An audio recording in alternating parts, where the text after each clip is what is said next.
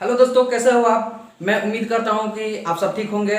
मैं मनीष कुमार आपका स्वागत करता हूं अपने चैनल टेक्निकल स्टडी हब में। दोस्तों, जैसा कि पिछले वीडियो में मैंने कुछ संख्या पद्धति से रिलेटेड कुछ कॉन्सेप्ट दिया था, जो कि बेसिक जानकारी था। जीरो से हीरो लेवल तक मैंने कहा था आप लोगों को लेकर जाने के लिए। तो दोस्तों, मैंने पहले वीडियो में जो मैथ्स का 2 वीडियो अभी पीछे लोड किया है, उसको आप लोग देख लीजिएगा, तब जाके ये सब आपको समझ में आएगा। जैसे कि आज मैं संख्या पद्धति से रिलेटेड जातीय मान, निज मान, स्थानीय मान, ये जो जानकारी है ये सब मैं आप लोगों के सामने बताऊंगा। तो इस वीडियो को अंत तक देखें।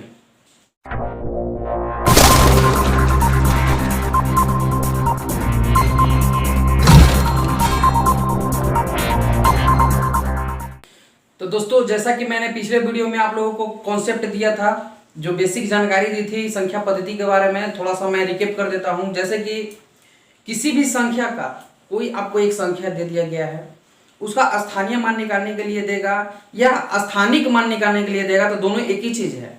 ठीक है, स्थानीय मान और स्थानिक मान दोनों एक ही चीज है। ठीक है, दोनों एक ही बात है। अगर स्थानीय मान कहेगा या स्थानिक मान, तो दोनों एक ही चीज है, आप लोग जान गए। और जैसे कि अंकित मान देता है, निम्न संख्या का अंकित मान ज्ञात करें। तो दोस्तों, अंकित मान, जातीय मान, नैज मान या निज मान, ये सब एक ही है, ये चारों एक ही है दोस्तों। अगर कोई इसमें से चारों में से कोई एक दे देगा अंकित मान ज्ञात करें, तो वो अंकित मान कैसे ज्ञात किया जाता है, मैंने आपको पिछले वीडियो में कॉन्सेप्ट दे दिया था। अब चलिए आते हैं कुछ क्वेश्चन पर चलते हैं। जैसे कि यहाँ पर दिया है कि निम्न में से कौन सी संख्या प्राकृत संख्या है। क्वेश्चन आपके नीचे, इस वीडियो के नीचे आपको दिखाई दे रहा होगा कि निम्न में से कौन सी प्राकृत संख्या है।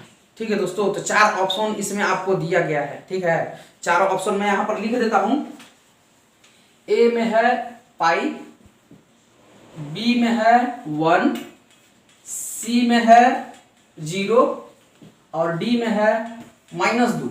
तो दोस्तों, प्रश्न क्या है हमारा कि निम्न में से कौन सी संख्या प्राकृत संख्या है। ये देखिए, पाई प्राकृत संख्या नहीं है, ये जो है अपरिमेय संख्या है। ठीक है दोस्तों, यहाँ एक देखिए, ऑप्शन बी में एक प्राकृत संख्या है। तो दोस्तों, मैंने ये पिछले वीडियो में जो बेसिक बताया था, बेसिक जानकारी दिया था, तो उसमें मैंने आपको क्लियर कर दिया है कि एक प्राकृत संख्या है। ठीक है, तो ये हमारा ऑप्शन सही होगा, एक प्राकृत संख्या है। ठीक है दोस्तों, अब आगे चलिए। 0 पूर्ण संख्या है। ठीक है, -2 ये तो ऋणात्मक हो जाएगा। यहाँ देखिए दोस्तों, ये जो है एक जो है ये प्राकृत संख्या है। ठीक है दोस्तों, तो अब चलिए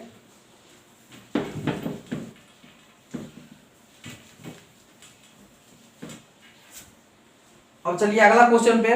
आपको नीचे दिखाई देगा 2 नंबर क्वेश्चन पे कि संख्या दे दिया गया है दोस्तों 4390675 में 9 का स्थानीय मान तथा अंकित मान का अंतर कितना होगा। ठीक है दोस्तों, अब देखिए, स्थानीय मान, अंकित मान दे दिया।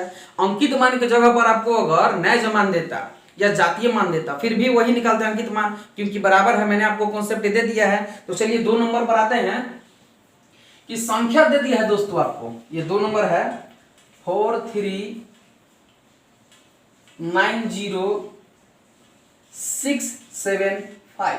ठीक है दोस्तों, अब इसमें कह रहा है, प्रश्न क्या कह रहा है कि 9 का, ठीक है दोस्तों, 9 का स्थानीय मान तथा निज मान या अंकित मान।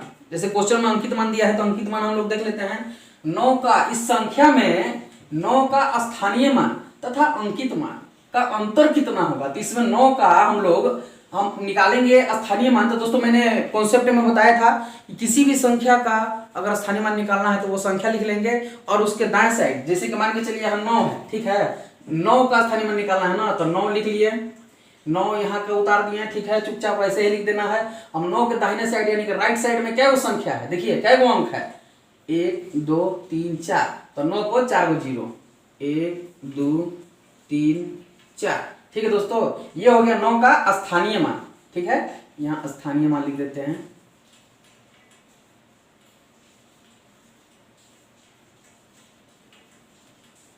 यह 9 का स्थानीय मान। ठीक है दोस्तों, अब 9 का निज मान यानी कि अंकित मान को निकालने के लिए, तो दोस्तों मैंने आपको पिछले वीडियो में बताया है कि अंकित मान वही संख्या होता है जो संख्या कहता है, यानी कि 9 का अंकित मान 9 होगा। ठीक है, अब इन दोनों को कह रहा है अंतर। ठीक है दोस्तों, तो घटा लेंगे, अभी घटाएंगे तो ये 10 में शून्य हो गया 1, 9, 9, 9, यहाँ होगा 8। इतना हमारा आंसर आएगा। ठीक है दोस्तों अगर अंकित मान कहेगा इस संख्या में किसी भी अंक का निकाले, जैसे 9 का अंकित मान 9 हुआ, 5 का अंकित मान 5 होता, यहाँ 3 है, 3 का अंकित मान 3 होता, यानी कि जिस संख्या का अंकित मान कहेगा, जिस संख्या का अंकित मान कहेगा, जो भी अंक के लेकर, जैसे कि इस संख्या में 9 का कहा है तो 9 लिख दिया है चुपचाप। तो वैसे ही आगे भी देखेंगे दोस्तों, ठीक है। तो अब चलिए आगे क्वेश्चन पर चलते हैं।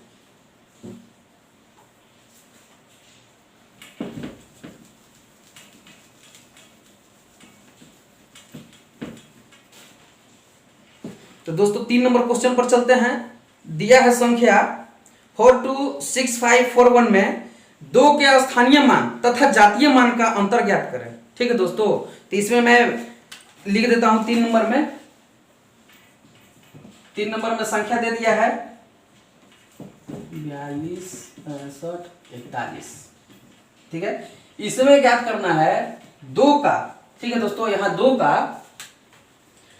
का स्थानीय मान तथा जातीय मान का अंतर कह रहा है दोस्तों। ठीक है, तो हम डायरेक्ट लिख देते हैं 2 का स्थानीय मान निकालेंगे तो क्या करेंगे, 2 के 2 उतार देंगे। यहाँ देखिए 2 का 2 उतार दिए। अब 2 के राइट साइड, दाहिने साइड, इस साइड में जो अंक है उतना 0 बैठा देंगे। तो 2 के इस साइड में क्या वो अंक है 1, 2, 3, 4, यहाँ 4 गो 0।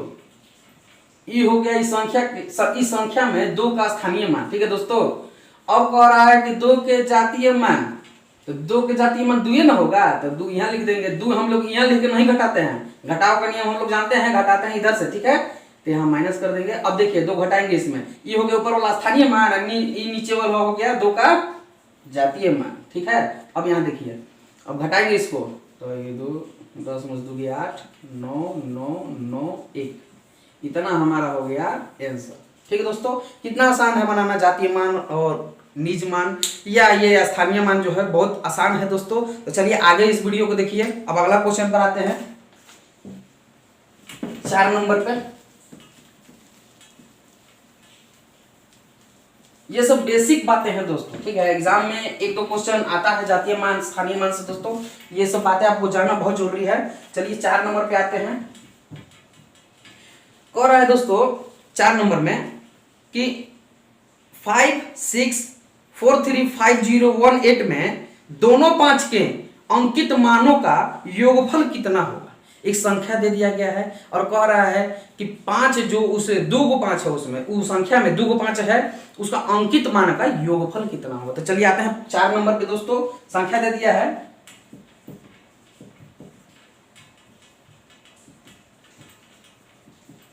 अब कह रहा है दोस्तों, देखिए ये जो संख्या है ये 5, ठीक है, इसमें 2 को 5 है, देखिए 1 5 2 5।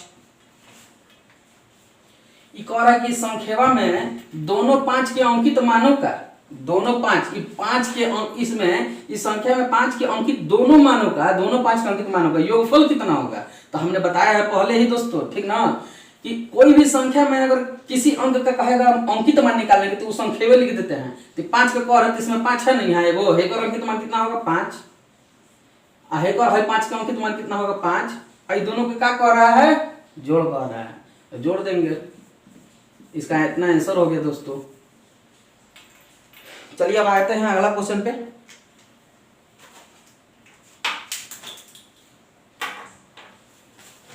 पांच नंबर क्वेश्चन देखते हैं।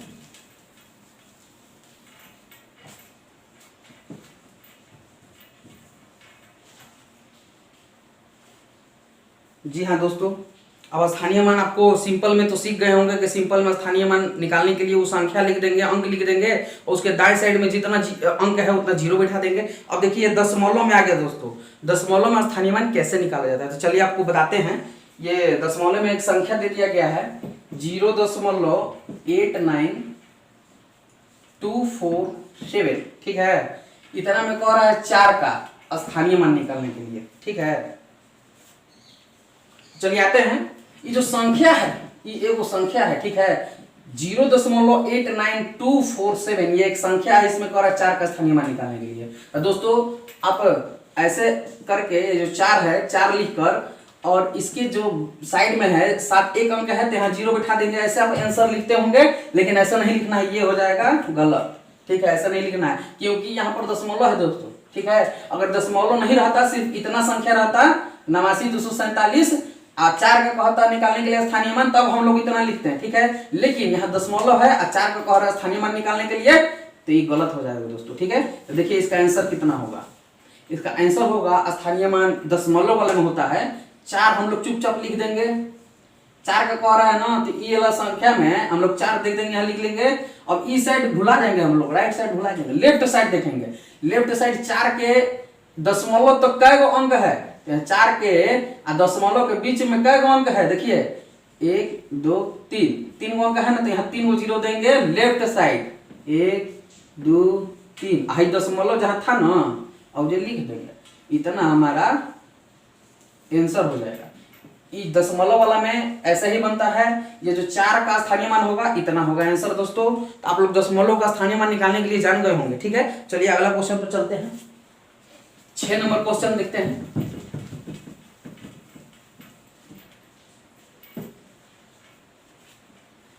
फिर एक दशमलव वाला क्वेश्चन है दोस्तों। ठीक है, 6 नंबर में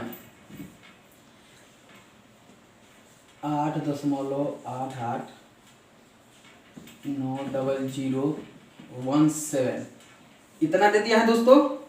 और इसमें कह रहा है कि 9 के स्थानीय मान, 9 का स्थानीय मान कितना होगा। ये संख्या है एक, अब ये दशमलव है, इसमें ध्यान दीजिएगा दशमलव है। ठीक है, अब कह रहा है कि 9 का स्थानीय मान कितना होगा। 9 का स्थानीय मान इसमें इस संख्या में 9 का स्थानीय मान कितना होगा, यहाँ 9 है, तो हम क्या बताए थे कि चुपचाप यहाँ 9 उतारना है। हम लोग लेफ्ट साइड में देखेंगे 9 और दशमलव के बीच में क्या गो अंक है, 9 और दशमलव के बीच में देखते हैं क्या गो अंक है, तो 1 2 2 गो ना है अंक, 1 2 दशमलव है, लिख देंगे बस इतना आंसर। ठीक है दोस्तों, आसान है ना। इसमें हम लोग क्या करते हैं कि दशमलव वाला में लेफ्ट लेकर चलते हैं। ठीक है, मान के चलिए इसमें कहेगा कि इस संख्या में 1 का 1 का स्थानीय मान क्या हुआ, तो 1 है, 1 उतार देंगे यहाँ। ठीक है, अब देखेंगे कि 1 और दशमलव के बीच में क्या अंक है, तो 1 2 3 4 5 अंक है, तो 5 को जीरो, 1 2 3 4 5, दशमलव है तो दशमलव, 1 का स्थानीय मान इसमें इतना ही आंसर होगा। ठीक है दोस्तों, लेकिन हम लोगों का आंसर जो लेंगे ये 0.009 लेंगे, क्योंकि 9 का स्थानीय मान पूछा इस संख्या में। ठीक है, अब चलिए आगे आते हैं नेक्स्ट क्वेश्चन पे। 7वां क्वेश्चन देखते हैं दोस्तों। 7वां क्वेश्चन में क्या है,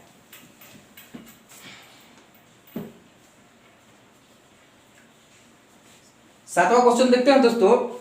कह रहा है कि -444 निम्न में से कैसी संख्या है। ठीक है दोस्तों, तो ये ऑप्शन दे दिया है।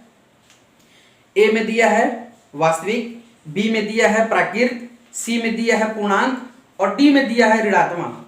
ठीक है दोस्तों, तो आपको मैं बता देना चाहता हूं, ए में दिया है वास्तविक,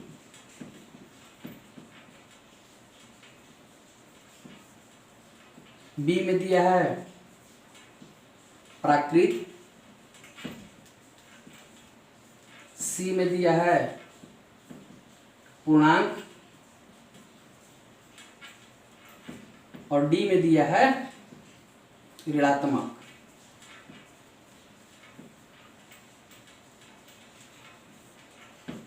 ठीक है दोस्तों, संख्या है हमारा -444। ठीक है, ये जो -444 है दोस्तों, ये कह रहा है निम्न में से कैसी संख्या है। ठीक है, तो चलिए आते हैं, चेक करते हैं। आपको मैंने पीछे कॉन्सेप्ट में भी बता दिया है, लेकिन यहाँ भी प्रश्न आ गया तो आपको बताना पड़ेगा। ठीक है दोस्तों, -444, ठीक है, ये वास्तविक संख्या है। जी हाँ, ये -444 वास्तविक संख्या है, तो ये वाला हमारा सही हो जाएगा। ठीक है, अब चलिए आगे का ऑप्शन चेक करते हैं। ठीक है, अभी बी नंबर में आइए कि -444 प्राकृत संख्या है, नहीं है, क्योंकि माइनस में है दोस्तों, और माइनस में ये संख्या चला गया तो ये प्राकृत संख्या नहीं है दोस्तों। प्राकृत संख्या मतलब 1 से स्टार्ट होना चाहिए, वो अनंत तक जाएगा, प्लस में जाएगा। ठीक है, अब चलिए आगे आते हैं सी ऑप्शन पे। सी -444 पूर्णांक संख्या है। हाँ है, बिल्कुल है पूर्णांक संख्या। मैंने आपको पीछे के वीडियो में कॉन्सेप्ट में बता दिया है ये सब। अब यहाँ देखिए -444 ऋणात्मक संख्या है, तो जी हाँ माइनस तो लगभग किया है, तो ऋणात्मक तो ऑटोमेटिक हो ही जाएगा। तो हमारा ये जो 3ACD ये जो ऑप्शन है हमारा सही है, बाकी बी गलत है। ठीक है, ये प्राकृतिक संख्या नहीं है। ठीक है, अब चलिए आते हैं अगला क्वेश्चन पे, 8 नंबर पे।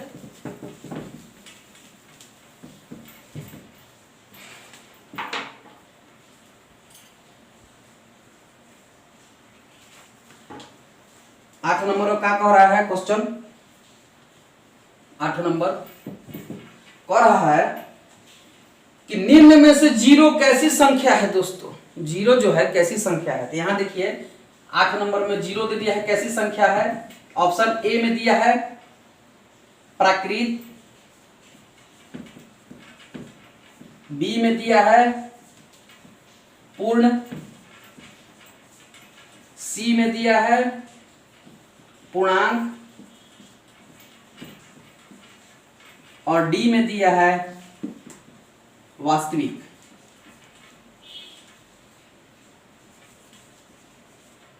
ठीक है दोस्तों, तो अब बताइए जीरो कैसी संख्या है? चलिए आते हैं ऑप्शन में, चेक करते हैं। जीरो जो है प्राकृतिक संख्या है, ऑप्शन ए में जीरो प्राकृतिक संख्या नहीं होती है दोस्तों। जीरो जो है वो पूर्ण संख्या में आती है। ठीक है, कभी भी याद रखिएगा, जीरो प्राकृतिक संख्या नहीं है। ठीक है, बाकी वास्तविक संख्या। देखिए चलिए आते हैं ऑप्शन पे। ये जो जीरो है प्राकृतिक संख्या नहीं है दोस्तों। ठीक है, अब बी में आते हैं, जीरो पूर्ण संख्या है? जी हाँ है, जीरो पूर्ण संख्या है। ठीक है, अब जीरो पूर्णांक संख्या है? जी हाँ, ऑप्शन सी भी सही होगा, जीरो जो है पूर्णांक संख्या है, सही है। जीरो जो है डी ऑप्शन में वास्तविक संख्या है। ठीक है, जीरो जो है डी ऑप्शन में वास्तविक संख्या दिया गया है। ठीक है, तो जीरो जो है वास्तविक संख्या भी है, तो खाली प्राकृतिक संख्या जीरो नहीं है, बाकी जो है पूर्ण, पूर्णांक, वास्तविक संख्या है जीरो। ठीक है, तो अब चलिए आते हैं अगला क्वेश्चन पे, 9 नंबर में। ठीक है, 8 नंबर हो गया, 9 नंबर में आते हैं।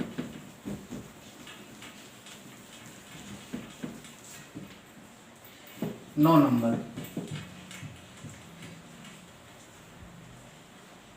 क्वेश्चन क्या कह रहा है कि 6 अंकों की सबसे बड़ी संख्या तथा 6 अंकों की सबसे छोटी संख्या का अंतर कितना होगा। तो दोस्तों मैंने पिछले वीडियो में आपको कॉन्सेप्ट दिया था कि सबसे बड़ी संख्या कैसे लिखते हैं, कैसे बनाते हैं, और सबसे छोटी संख्या कैसे लिखते हैं, कैसे बनाते हैं। तो इन दोनों का अंतर इसमें पूछ दिया है कि 6 अंकों की सबसे बड़ी संख्या और 6 अंकों की सबसे छोटी संख्या का अंतर कितना होगा। तो आइए जानते हैं कैसे होगा। तो दोस्तों 6 अंकों की सबसे बड़ी संख्या क्या होगा, तो हम क्या बोले थे कि कितना ही अंकों की बड़ी से बड़ी संख्या बोले उतना को 9 लिख देंगे। तो 6 अंकों की न कह रहा है, तो हैजा 6 को 9 लिख देंगे, 1 2 3 4 5 6। इस सबसे बड़ी हो गई 6 अंकों की संख्या। ठीक है, अब आते हैं, कहता है कि 6 अंकों की सबसे छोटी संख्या, तो हम क्या बोले थे, 1 लिख देंगे, 1 लिख देंगे। ठीक है, अब कह रहा है का कि 6 अंकों की सबसे छोटी संख्या। ठीक है, तो 6 अंकों की सबसे छोटी संख्या कह रहा है, 1 अंक हम लिख दिए, तो कै अंक बचा, 5 अंक बचा, तो हम 5 जीरो बैठाएंगे एक पर, 1 2 3 4 5। ये हो गया दोस्तों हमारा सबसे बड़ी संख्या 6 अंकों की, आई नीचे वाला हो गया 6 अंकों की सबसे छोटी संख्या। ठीक है, अब दोनों को हम लोग घटा नहीं लेंगे, ये दोनों का लोग हम लोग घटा लेते हैं, 9 का 9 हो जाएगा, 9 का 9, 9 का 9, 9 का 9, 9 का 9, 9 में से 1 गया 8, तो हम लोग का इतना आंसर हो जाएगा दोस्तों। ठीक है, अब चलिए आते हैं लास्ट क्वेश्चन 10 नंबर पे।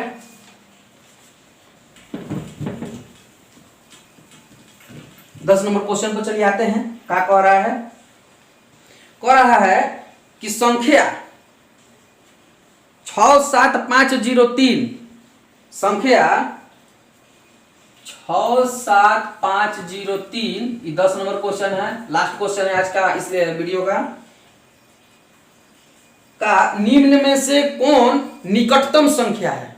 निम्न में से कौन निकटतम संख्या, ऐसा भी एग्जाम में क्वेश्चन पूछता है, कोई संख्या दे देगा, 100 के हिसाब से दे देगा, जैसे इसमें लास्ट में 3 है तो 500 के हिसाब से इसको दे दिया, 503 है लास्ट में, तो ऐसा ही दे देगा। 4 ऑप्शन आपको दिया रहेगा, उसमें कहेगा निकटतम संख्या कौन है। चलिए ऑप्शन देखते हैं, ए में है